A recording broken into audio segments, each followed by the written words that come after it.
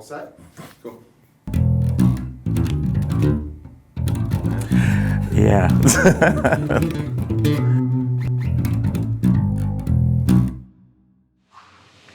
Hi, I'm Sean with Hartke, and we are here at Destination Unknown in Bayshore, and we're kicking back with Vashon Johnson. Vashon, thank you for coming down. Thank you for having me.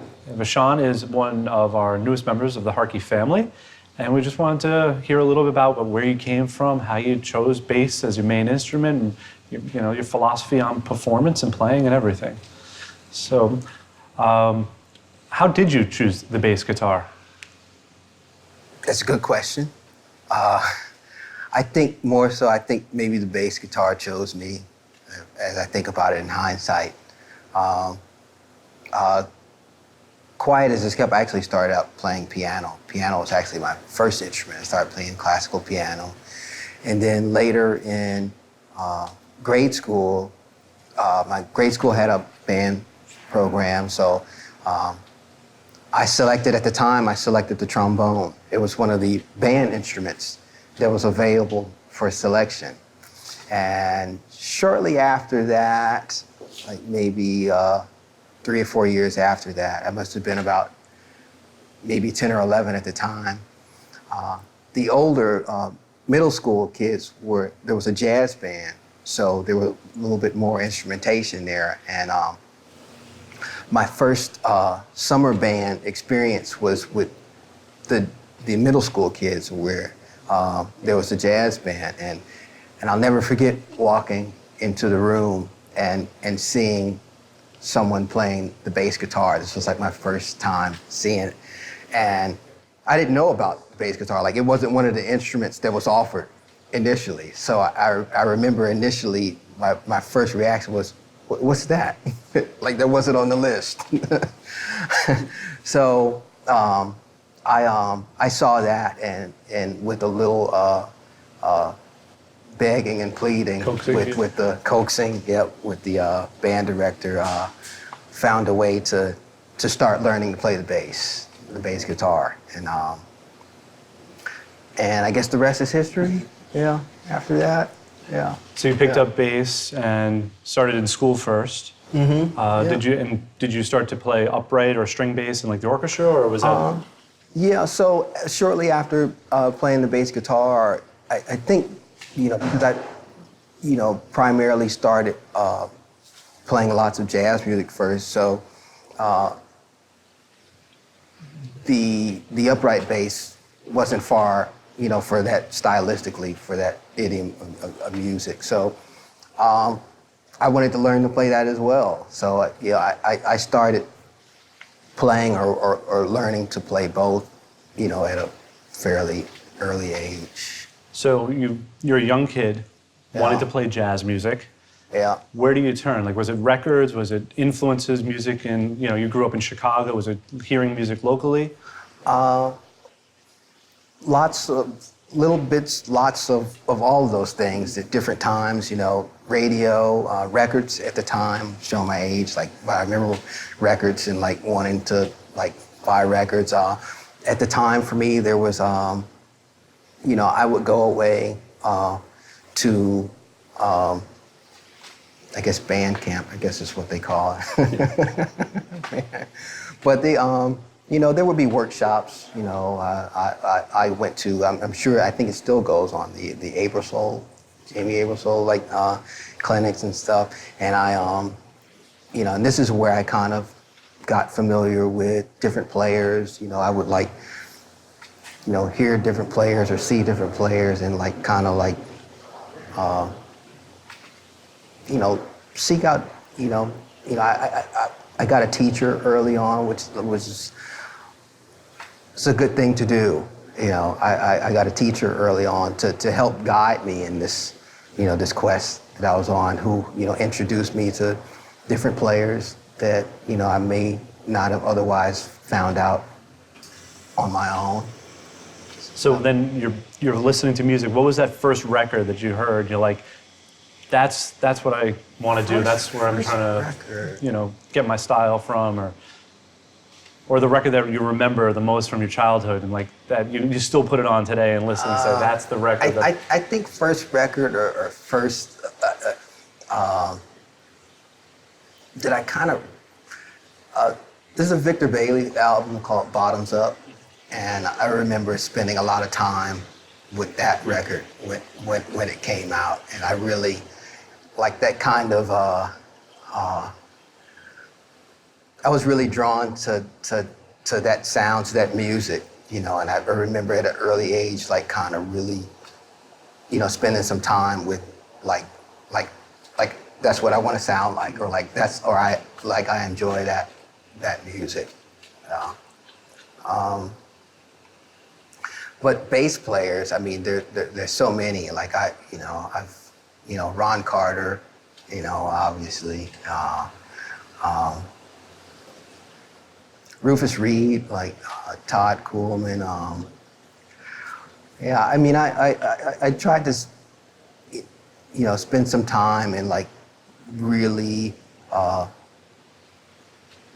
research and like try and get as much information for playing the bass, as far as being aware of different players and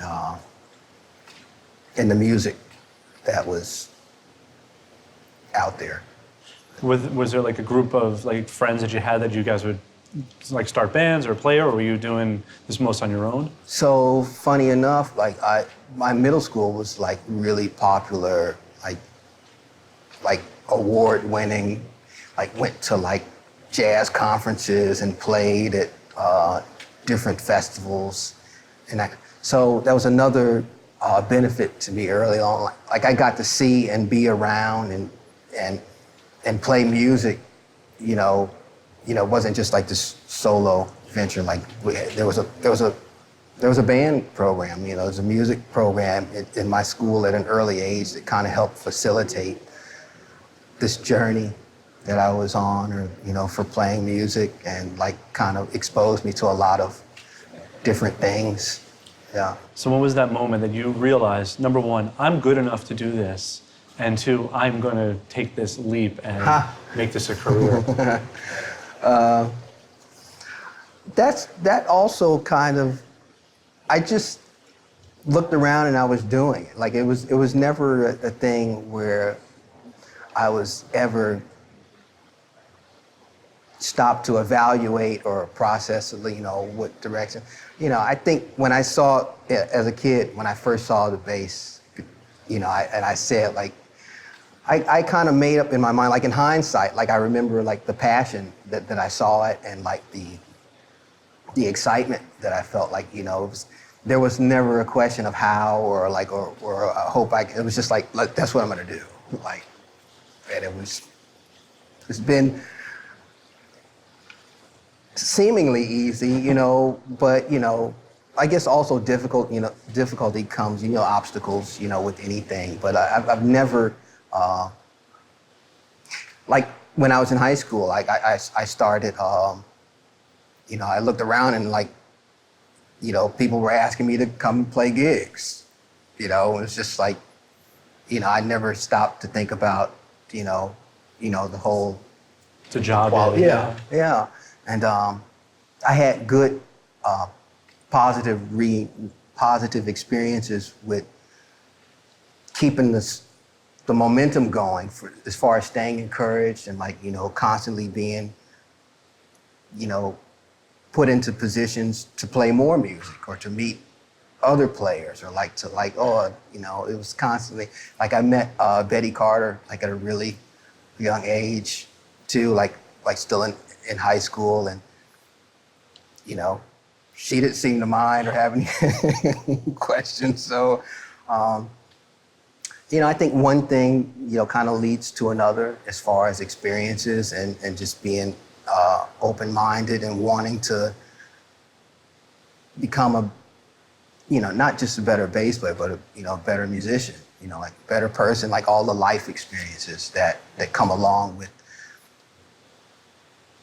who you are as a person, like when you pick up your instrument, like I think all of that, all of that comes out in your playing, your music, personality, like to, you know, it's life too, as much as it is music. Yeah. So you grow up, you leave Chicago, you come to New York first, or where do you go after that? I actually went to school in New Orleans for a couple of years. I actually went south for a little bit before I went to New York, and I got a music scholarship to go to LSU in Louisiana, and I studied there for a couple of years, and then I came back and finished school in Chicago, and then I went to New York and started working. What was that like? Away. The saying, if you can make it in New York, so if I can make it here, I can make it anywhere. Yes, there's a reason that they say that. I think you're a New Yorker, so I think you can relate to that. But I found New York, when I got to New York, I felt like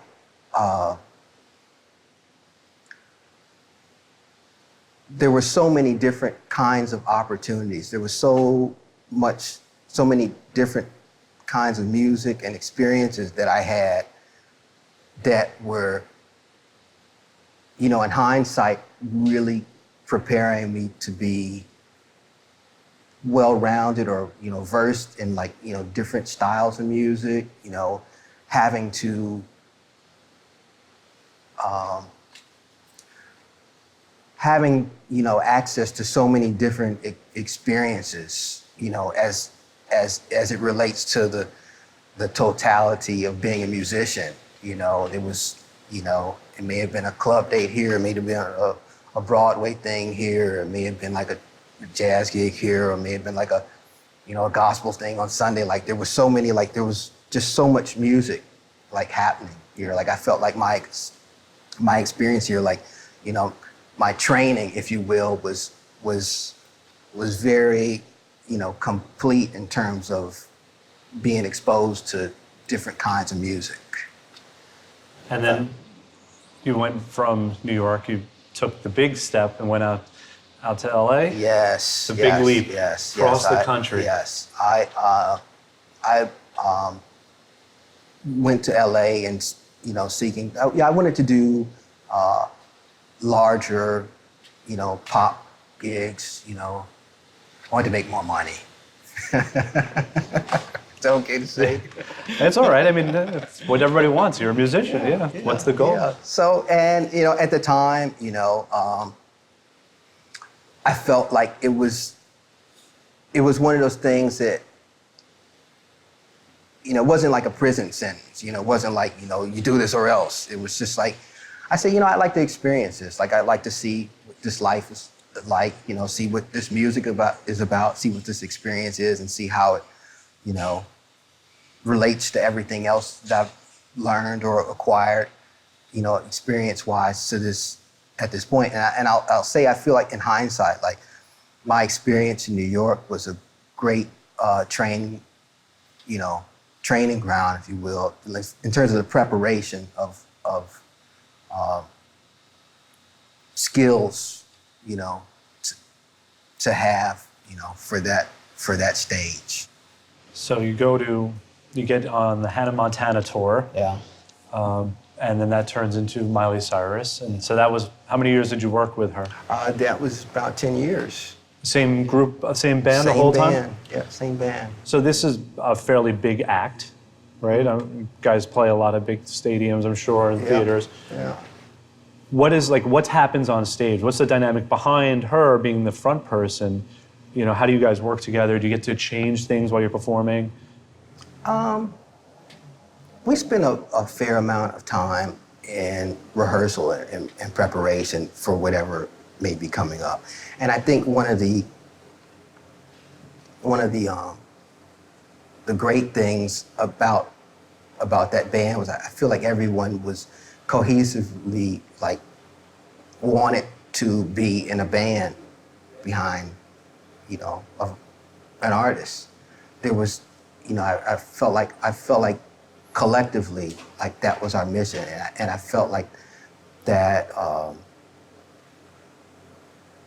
that really translated well to our performances and even our time together, that we will kind of had like the same mission, you know, as far as, you know, music first, you know, band first, you know, which, you know, isn't always the case. You know, there's sometimes,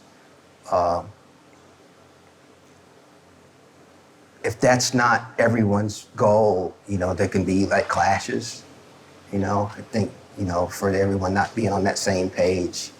But I thought we had that. I thought that you know, collectively, like, and I think that came through in our performances. You know, it was very good foundation, supporting role for her, and for me, you know, for that being a reason that I wanted to spend time in LA, I think I had found, or a situation had found me, and that it really took advantage of everything I had to offer.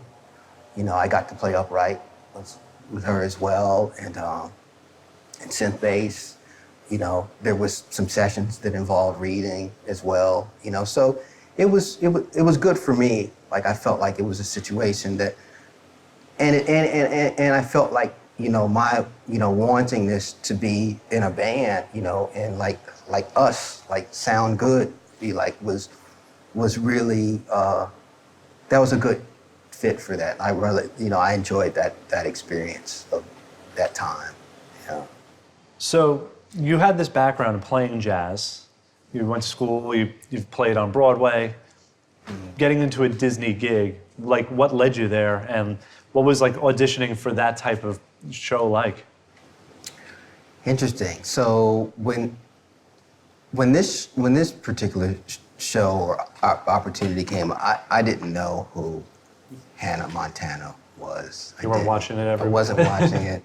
Didn't have any kids, you know, to even know. So it was like quietly, like, you know, an opportunity that came, that was brewing, that, you know, I always want to do a good job, but, you know, I think at this point in LA, you know, I guess in hindsight, I was feeling a bit dejected about some of my previous ventures or attempts, I guess, up to that time. You know, like maybe feeling a bit frustrated. So it also came up at a time where I don't want to say that I didn't care, but there was also the kind of like I'm gonna do the best job that I can, and if I get it, I get it, and if I don't, I don't. There wasn't, you know, I hadn't placed, and I think because I didn't know what it was, there was no, I wasn't anxious about it. So, and in hindsight, that was actually an audition I almost didn't go to because of that. And long story short, I got the preparation materials like very last minute, and I remember walking into the room like I remember like I was trying to sneak out the back, like I was trying to leave. Like I heard some other players playing, and I just thought I hadn't really prepared, and I didn't know who it was. You know, it was just like, you know, can't miss what you don't had never had kind of vibe. So as I was in the process of kind of sneaking out, the guy who called me said, "Hey, Vashon, why don't you come up and play?" So I wasn't able to sneak out. So but anyway, so how that worked is that it was finally a situation that, you know, all the things that I thought they were looking for, like knowing the songs, you know,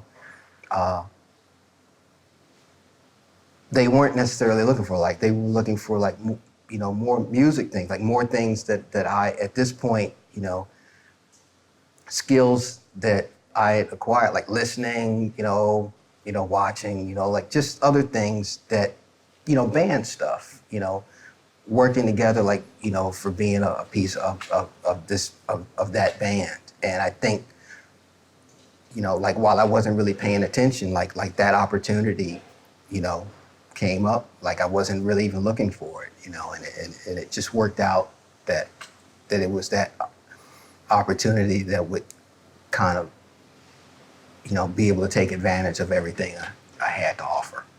So you've been thrown into some big gigs at different times. I know you filled in on Saturday Night Live a few times, and I'm sure that is you come in the morning and here's the list of songs that we're going to do that night, and you could maybe want to talk about the process of what's like getting ready for that.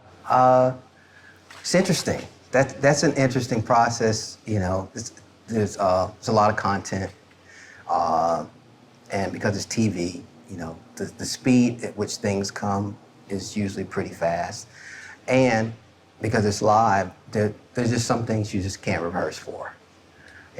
I found this out the hard way. But I think at any given moment, it's just it's a combination of experiences up to this point in terms of making good, quick decisions about getting the best result, like right now, like in this 30 seconds, or or whatever's going on at the moment, and sometimes there are things that aren't necessarily written in the music. I've definitely encountered that where reading or playing a song and hearing in my ear that another cue is about to come up, or just seeing okay, I try and avoid what I call train wrecks, disasters, and sometimes they're close calls, that depend on your experience, listening, what's the right musical thing to do at any particular moment, and sometimes quickness is of the essence. How would you compare the TV experience to playing on Broadway?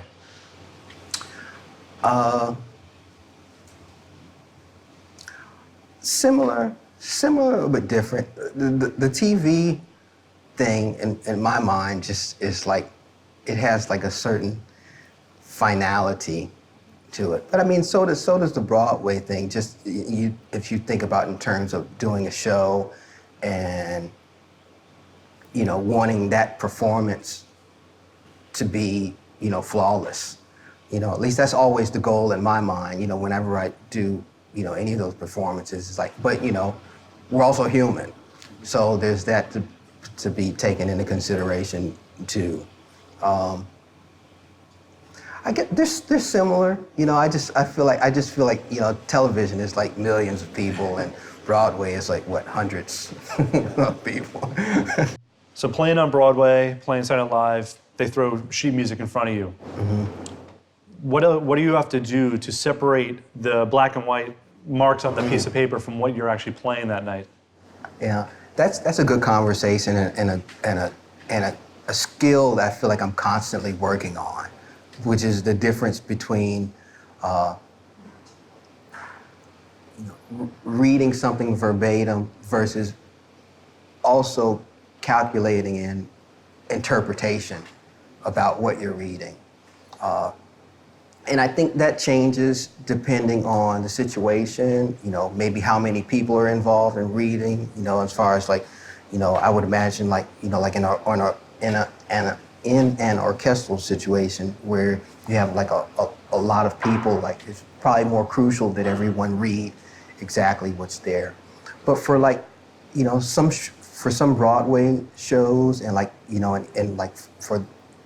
for the times I've played SNL, there's some things that are that are open for interpretation, and in fact, the more that you can sound like you're not reading, probably the better. There's, and I've been reading things and I see things a lot.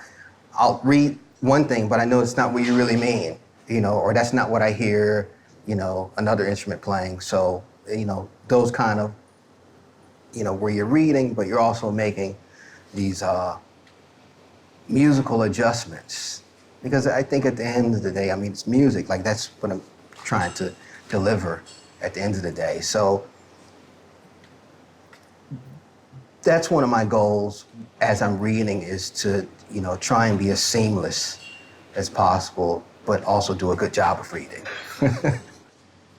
So just coming to wrap everything up, if you were going to look back and go to Vashon at 12 years old and say, here's maybe what you should have done differently, or here's what you did really well, what would you tell a young musician guy looking to become a pro at this? Practice. I'd say, I was fortunate, at an early enough age where I just, spent a lot of time like really wanting to know more about the bass, and subsequently, music. I would say if I were going to say anything, to an earlier me, I guess it would be to start or to spend as much time learning about different kinds of music as possible. When I got to New York, like those kind of experiences kind of automatically started happening. So I guess all in due time, in terms of the process. But that's one of the things that I feel like at this point has been a good experience for me, is having so many different musical experiences, in terms of how it means to interpret different styles, or to be able to play, this gig, or to play this kind of gig and that kind of thing, and ultimately be a working musician, as opposed to, just basically, yeah. Well, Vashon, thank you so much for spending some time with us today. We really appreciate it. Thank you for having me. Really appreciate you being part of the Hartke family. I think we learned a lot today, and I hope everybody out there really enjoyed our talk today. Really thanking Destination Unknown for letting us use their space today. If you want, check them out online. Check us out at hartke.com, and stay tuned for some more episodes in the future.